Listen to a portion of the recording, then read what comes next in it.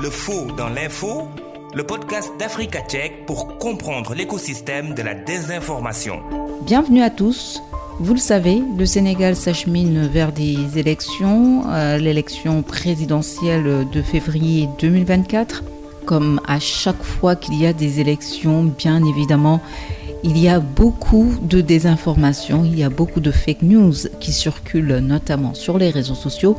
Qu'est-ce que Africa Tchèque compte mettre en place afin de lutter efficacement contre les fake news? Nous en parlons avec son rédacteur en chef, Valdez Onanina. Le faux dans l'info, décryptage. Bonjour Valdez Onanina, vous êtes le rédacteur d'Africa Tchèque. Merci tout d'abord d'avoir accepté notre invitation. Alors nous le disions à l'entame de ce podcast, bientôt l'élection présidentielle de février 2024 au Sénégal. Faut-il s'attendre à une multiplication des fake news? Oui, Mariama, je pense qu'il faut effectivement s'attendre à une multiplication de la désinformation ou à une désinformation plus importante durant l'élection présidentielle qui arrive au Sénégal en février 2024. Et d'ailleurs, en début d'année, nous publions un article sur le site d'Africa Tchèque intitulé « Tout porte à croire que la désinformation va marquer cette échéance politique-là ». Et où justement on explique que du fait des antécédents, déjà voilà, il y a tout ce qui s'est passé ces derniers mois au Sénégal. On a vu qu'il y avait beaucoup de désinformation lors des manifestations qui se sont déroulées notamment en juin 2023 et même en 2021. Et je pense qu'on ira dans cette continuité-là. En tout cas, je ne parle pas de violence, mais je parle de désinformation.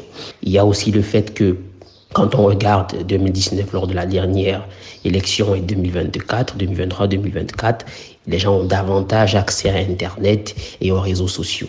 Donc cela aussi est un facteur qui favorise la multiplication de la désinformation. Il y a encore aujourd'hui un défi qui est important, qui est l'intelligence artificielle, et beaucoup d'acteurs font recours à l'intelligence artificielle pour fabriquer de la désinformation.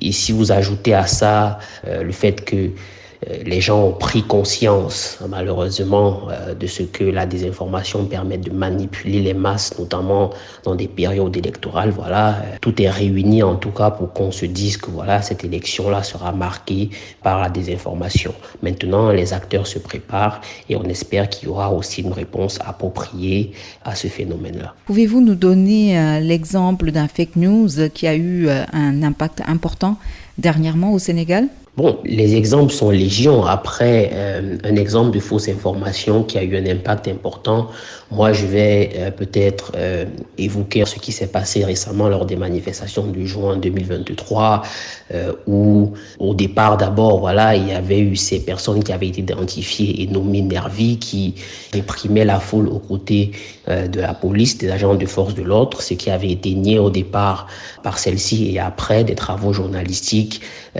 ont établi que justement ces personnes-là avaient été en quelque sorte recrutées par la police et avaient œuvré aux côtés de celle-ci dans la répression contre les populations. Je pense que une désinformation comme celle-là ou un cas comme celui-là est assez important.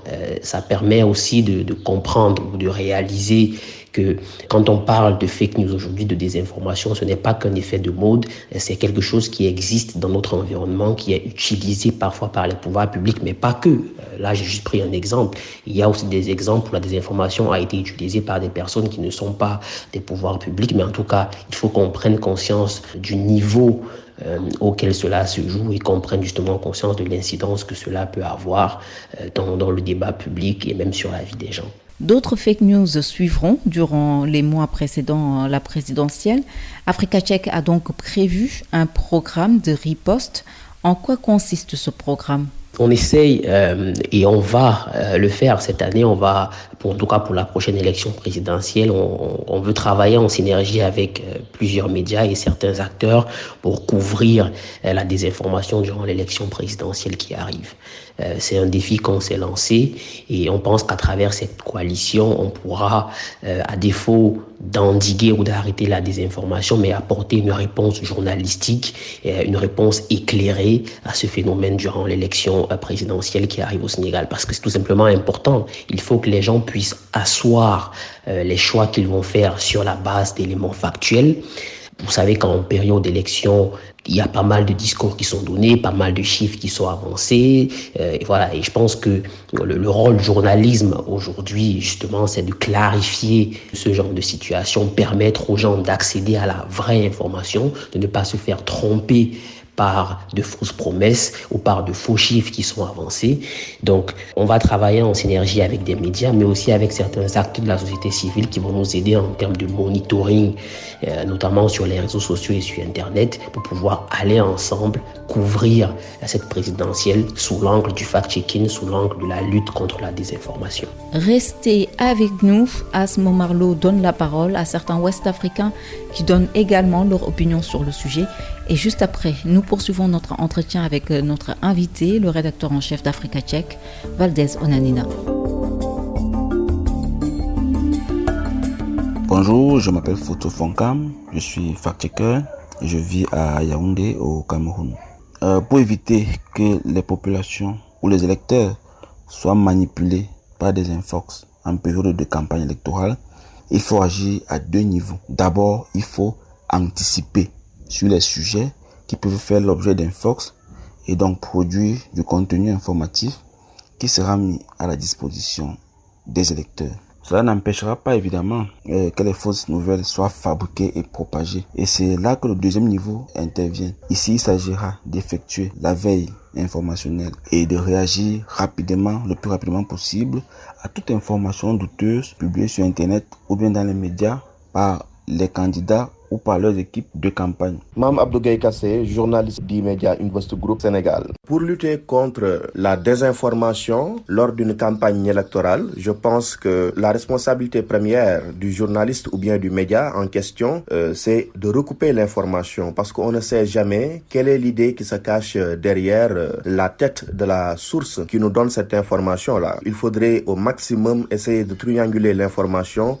Si on a des correspondants, des envoyés spéciaux qui suivent les candidats, il faut aller vers ces envoyés spéciaux-là, ces correspondants-là, pour essayer d'en avoir le cœur net. Je pense que c'est mieux que de partager rapidement une information qui nous tombe subitement entre les mains. Et puis, vu le contexte sénégalais, on est à moins de 5 mois de la présidentielle. On parle déjà de plus de 60 candidats à la candidature. Aujourd'hui, avec le développement des réseaux sociaux, la multiplication, la diversification des centres d'intérêt, on ne sait pas qui est journaliste et qui ne l'est pas. Donc, je pense que c'est à partir de cette élection-là que les journalistes devront se démarquer de la masse. C'est-à-dire que les informations qu'ils vont donner doivent être dignes de foi, en fait. La CDA du Cameroun, pour moi, je dirais d'abord qu'il faut faire un grand travail de veille informationnelle parce que cette veille informationnelle permettra aux journalistes d'être aux aguets de l'information. Donc, dès qu'une information sera disponible, il sera la première personne, parmi les premières personnes à le savoir. Parce que si le journaliste ne donne pas l'information en premier lieu, s'il ne donne pas la vraie information en premier lieu, une autre personne est capable d'inventer une information. Je dirais aussi qu'il faudra un bon travail de collecte, une collecte approfondie parce qu'il y a certaines informations qui peuvent sortir, pas toujours les vraies. Il faut aller dans les centres, regarder exactement ce qui se passe, être disponible, collecter surtout à fond parce que en période électorale, il y a tellement de choses qui se disent et qui se font. Merci à Asmo Marlo d'avoir recueilli ses propos et nous poursuivons notre entretien avec le rédacteur en chef d'Africa Check, Valdez Onanina. Africa Check a donc prévu un programme de riposte durant les mois précédant la présidentielle. Comment comptez-vous mettre en œuvre ce programme ? Alors, il s'agira d'un travail de synergie. Il s'agira d'un travail qui va être fait ensemble. Tous les articles qui vont être publiés dans le cadre de cette coalition seront publiés par toutes les parties prenantes. Ça, c'est déjà le premier point à noter. Et l'idée derrière cela, c'est de faire en sorte que ces articles-là, ces contenus, aient une portée plus importante, puissent toucher le maximum de personnes possible en un laps de temps. Donc ça, c'est la première chose. Donc, ça va être un travail collaboratif. Nous allons travailler sur les mêmes standards avec les mêmes exigences afin de nous assurer qu'il s'agit d'un travail transparent et qui répond aux normes requises en matière de fact-checking. La deuxième chose, c'est que en termes de communication sur le projet, toutes les parties prenantes vont communiquer sur ce projet parce que, vous savez, c'est aussi l'un des défis aujourd'hui du fact-checking, c'est communiquer sur ce qui est fait. Donc, toutes les parties vont pouvoir communiquer sur ce travail-là, sur cette coalition.